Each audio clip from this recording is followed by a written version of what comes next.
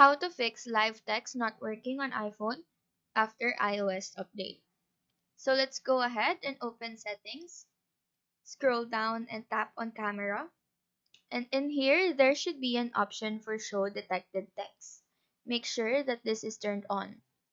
After making this adjustment, go ahead to camera and place something with text behind your camera.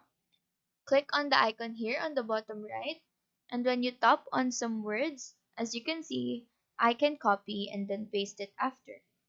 However, if that doesn't work for you, what we can do is take a picture of what you want to copy, open your photos, and from the taken picture, you can tap on the same icon we used a while ago.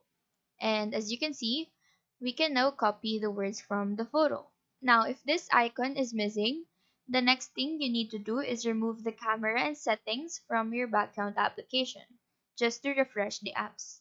Check it again, and if you still don't have the live text icon, click on Settings, General, and check for new updates, as your old version might be causing some errors on your phone. So that is how you fix live text not working on iPhone after an iOS update.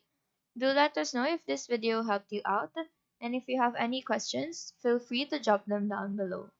Thank you for watching and have a nice day.